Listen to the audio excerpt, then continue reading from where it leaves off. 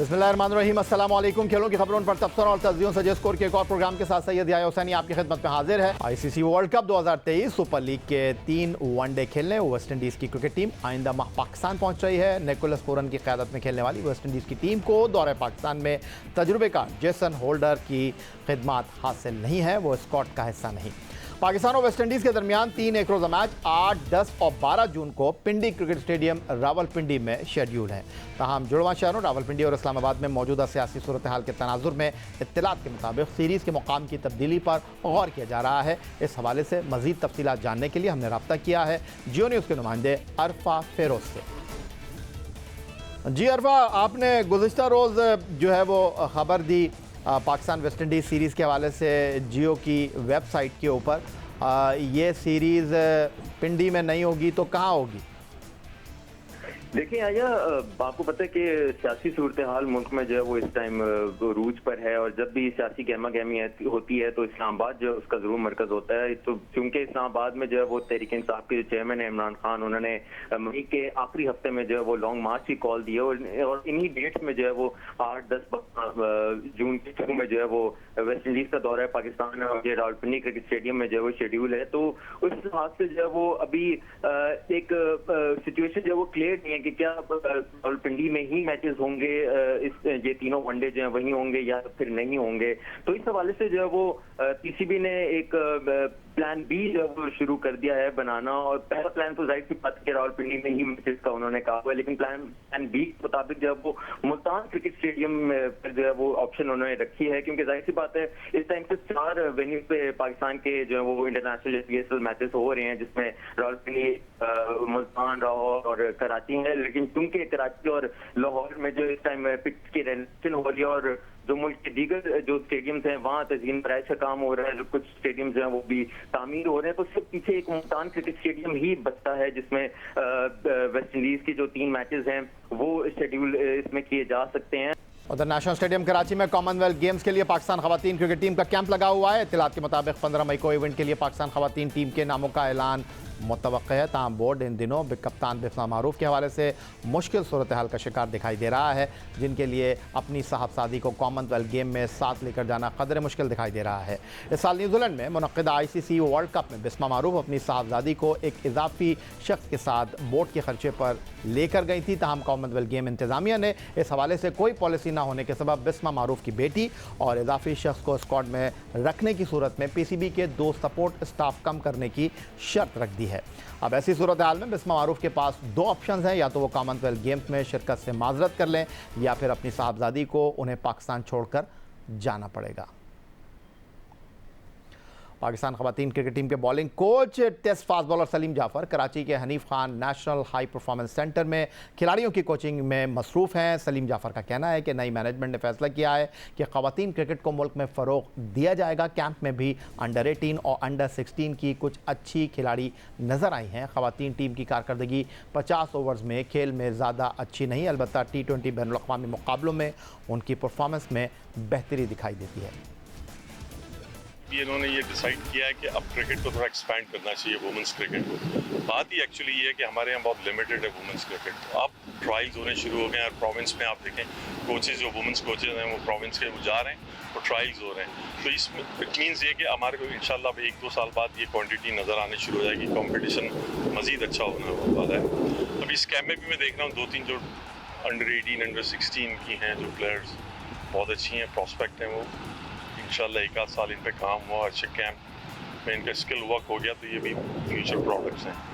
और बात रही कि हमारी परफॉर्मेंस की, मैंने थोड़ा ये गैस किया, मैंने पिछले भी देख रहा हूँ कि 50 ओवर्स की गेम की जो एनर्जी है वो शायद हमारा थोड़ा एनर्जी लेवल वीक है। 20 ओवर्स को अगर आप देखें, हम 20 ओवर्स बहुत बुरा नहीं खेल रहे हैं, अच्छा खेल रहे हैं। तो मेरे ख्याल में ये जो ओवर्स का जो डिफरेंस है ना, बेसिकली ये मुझे इनको कॉस्ट कर रहा है। 50 ओवर्स को प्लान करना वो थोड़ा इंटायरली डिफरेंट है, और 20 ओवर्स को प्लान करना डिफरेंट है। तो मेरे ख्याल में एक प्लानिंग, एनर्जी लेवल, ये जो चीज़ें हैं ये थोड़ा उस पर देखना है। 50 ओवर्स में और इनको स्ट्रेंथन होना पड़ेगा। उधर सेंट्रल कॉन्ट्रैक्ट और वेस्ट इंडीज़ के खिलाफ वनडे सीरीज़ के लिए स्कॉट के लिए मशावरती अमल भी जारी है। गुज़िश्ता इजलासों में सामने आने वाली तजावीज़ पर अब भी गौर किया जा रहा है। इस बारे में मज़ीद तफसीलात के लिए चलते हैं लाहौर, जहां टेलीफोन लाइन पर हमें ज्वाइन कर रहे हैं जियो न्यूज़ के नुमाइंदे सुहेल इमरान। जी सुहेल, इस मरतबा सेंट्रल कॉन्ट्रैक्ट में इजाफे का इम्कान है और वेस्ट इंडीज़ के खिलाफ वनडे सीरीज़ के लिए कौमी टीम के ऐलान के हवाले से क्या खबरें हैं? ये पहले मैं बात करता हूँ सेंट्रल कॉन्ट्रैक्ट के हवाले से। सेंट्रल कॉन्ट्रैक्ट की जो मुद्दत है वो 30 जून को खत्म हो रही है और इन दिनों पाकिस्तान क्रिकेट बोर्ड जो है वो अपना जो सालाना बजट है उसकी तैयारियों में मसरूफ है और इससे एक बहुत बड़ा चंक है ये वाला सेंट्रल कॉन्ट्रैक्ट जिसके मुआवजे अदा किए जाते हैं खिलाड़ियों को। इस हवाले से इब्तदाई मुशावरत हुई थी, एक इजलास हुआ था ईद से पहले और अब ईद की छुट्टियों के बाद गुज़िश्ता रोज भी इस हवाले से इजलास हुआ था। आज भी इस हवाले से मुशावरती अमल जारी है जिसमें डायरेक्टर इंटरनेशनल जाकिर खान का भी फीडबैक लिया जा रहा है क्योंकि वो भी इसका रुकन और बड़ा अहम रुकन है। इसके साथ साथ कप्तान और हेड कोच के साथ भी मुशावरती अमल जारी है। जहां तक दौरा वेस्ट इंडीज के लिए ऐलान के हवाले से है वो भी इसी हफ्ते इसका फैसला कर लिया जाएगा कि कब हतमी स्क्वाड का ऐलान किया जाएगा और कैंप का वेन्यू क्या होगा। अब चंद रोज के अंदर इस टीम का ऐलान कर दिया जाएगा और उसके लिए जो सीनियर खिलाड़ी हैं जो इस वक्त खासतौर पर काउंटी क्रिकेट खेल रहे हैं इंग्लैंड में, उनके हवाले से यही तजवीज़ आई है कि उनको आराम दिया जाए। ऑस्ट्रेलिया के खिलाफ एशेज सीरीज में नाकामी के बाद इंग्लिश टीम के कोचिंग स्टाफ को फारिग किया गया तो इंग्लिश टीम के लिए नए कोच की तलाश का अमल जारी है और बरतानवी मीडिया के मुताबिक न्यूजीलैंड क्रिकेट टीम के साबिक कप्तान 2015 वर्ल्ड कप के फाइनल में न्यूजीलैंड टीम को ले जाने वाले ब्रेंडन मैककलम इंग्लैंड की टेस्ट टीम के मजबूत उम्मीदवार हैं कोच बनने के हवाले से। ब्रेंडन मैककलम ने England and Wales cricket board से बातचीत की और दिलचस्पी का इजहार भी किया है। ईसीबी ने रेड और वाइट बॉल क्रिकेट के लिए कोचेस के 2 रोज़ इंटरव्यू किए हैं। बरतानवी मीडिया के मुताबिक वाइट बॉल कोच की दौड़ में ऑस्ट्रेलिया के साइमन कैटेज और इंग्लैंड के पॉल कॉलिंगवुड शामिल हैं। पाकिस्तान सुपर लीग की सबसे मुतहरिक फ्रेंचाइज और पीएसएल की चैंपियन टीम लाहौर कलंदर, जिन्होंने इंग्लिश काउंटी यॉर्कशायर से गुज़िश्ता साल 21 दिसंबर को शराकत दारी का मुआहिदा किया। इस नई पार्टनरशिप के तहत यॉर्कशायर क्रिकेट क्लब ने लाहौर कलंदर के फास्ट बॉलर हारिस रऊफ को बतौर ओवरसीज़ प्लेयर साइन किया। हारिस रऊफ इन दिनों यॉर्कशायर की जानिब से इंग्लिश काउंटी खेलने में मसरूफ़ हैं, जहां उन्होंने 3 मुकाबलों में 14 विकेटें हासिल कर रखी हैं। गुज़िश्ता साल दिसंबर में होने वाले पार्टनरशिप मुआहिदे के मुताबिक लाहौर कलंदर और यॉर्कशायर काउंटी बैनुल-अक़वामी खिलाड़ियों का तबादला करेगी, जिससे दोनों तरफ के क्रिकेटर्स को एक दूसरे से सीखने का मौका मैसर आएगा। यॉर्कशायर काउंटी क्रिकेट क्लब के नौजवान खिलाड़ियों को स्कॉलरशिप दी जाएगी और वो पाकिस्तान आकर लाहौर कलंदर के नेशनल हाई परफॉर्मेंस सेंटर की सहूलियात से मुस्तफ़ीद होंगे और पाकिस्तान से भी क्रिकेटर्स को यॉर्कशायर में ट्रेनिंग का मौका मैसर आएगा। इस हवाले से मजीद बात करने के लिए हमें वीडियो लिंक पर दुबई से ज्वाइन कर रहे हैं लाहौर कलंदर के चीफ ऑपरेटिंग ऑफिसर और लाहौर कलंदर के मैनेजर समीन राना साहब। खुशामदीद कहेंगे समीन, आपको यॉर्कशायर से आपने दिसंबर 2021 में जो मुआहिदा किया उसका फर्स्ट स्टेप तो ये था कि आपकी दरियाफ्त हारिस रऊफ को इस सीज़न में यॉर्कशायर ने ओवरसीज़ खिलाड़ी की हैसियत से साइन किया। अब इत्तलात यह है कि यॉर्कशायर की इंतज़ामिया, जिसमें टेस्ट फास्ट बॉलर डैरन गफ मौजूद हैं, आइंदा हफ्ते लाहौर पहुँच रहे हैं और उसकी फर्दर अपडेट क्या है? जी याया भाई, thank you so much for inviting me. और जिस तरह बिल्कुल हारिस रऊफ का जिस तरह सफ़र लिमिटेड ओवर क्रिकेट में बिग बैश खेल के स्टार्ट हुआ और उन्हीं की डेवलपमेंट के लिए ये अपॉर्चुनिटी भी क्रिएट की कि वो रेड बॉल से भी एक्सपीरियंस लें और उन्हें यॉर्कशायर के साथ हमने कॉन्ट्रैक्ट किया और हारिस रऊफ को वहाँ पे हमने उनके जो एज ए ओवरसीज प्लेयर जो है वो खिलवाया इस दफ़ा। और बड़ी ज़बरदस्त परफॉर्मेंस हारिस की रही, 5 आउट किए उन्होंने अपने दूसरे ही मैच में और अभी तक बहुत ज़्यादा मुतासिर कुन परफॉर्मेंस रही है हारिस रऊफ की। मकसद इस पार्टनरशिप का यही था कि हम अपने पाकिस्तान के बच्चों को ज़्यादा से ज़्यादा अपॉर्चुनिटीज़ दें। अब उसी सिलसिले में यॉर्कशायर की टीम, डैरन गॉफ जो उनके मैनेजिंग डायरेक्टर हैं, वो पाकिस्तान आ रहे हैं, लाहौर आ रहे हैं, हाई परफॉर्मेंस सेंटर में आ रहे हैं और उनके साथ उनकी पूरी कोचिंग टीम आ रही है। कबीर अली भी उसमें है जो मोइन अली के भाई हैं। वो यॉर्कशायर के साथ कोचिंग कर रहे हैं इस वक्त। तो मकसद उनका ये आने का कि वो यहाँ पे आके एक तो लाहौर कलंदर हाई परफॉर्मेंस सेंटर में जो फैसिलिटीज़ हैं वो देखना चाहते हैं, दूसरा वो हमारे प्लेयर डेवलपमेंट प्रोग्राम से काफ़ी ज़्यादा इंस्पायर हैं और वो ये चाहते हैं कि इंग्लैंड के अंदर, यॉर्कशायर के अंदर इस प्लेयर डेवलपमेंट प्रोग्राम को इस समर में वहाँ पे किया जाए। तो उसके लिए कुछ लेसन लर्न जो हैं, ऑब्वियसली हमारी टीम आकिब भाई की सरबराही में पिछले 4-5 साल से प्लेयर डेवलपमेंट प्रोग्राम कर रही है और उनके पास काफ़ी ज़्यादा इस चीज़ का एक्सपीरियंस भी है। तो ये बेसिकली एक तरह से नॉलेज एक्सचेंज टूर है जिसमें डैरेन गॉफ और उनकी पूरी टीम यहाँ पे कपल ऑफ डे स्पेंड करेंगे और लाहौर कलंदर की टीम आकिब भाई की सरबराही में उनको पूरी ब्रीफिंग देगी कि how to best conduct the player development programme in London, in Yorkshire.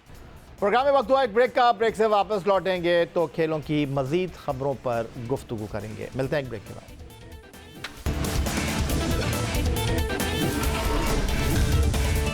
बरतानिया का शहर बर्मिंघम इस साल 28 जुलाई से 8 अगस्त तक कॉमनवेल्थ गेम्स का मेज़बान होगा। इन गेम्स में पाकिस्तान 10 से ज़्यादा खेलों में शिरकत करेगा।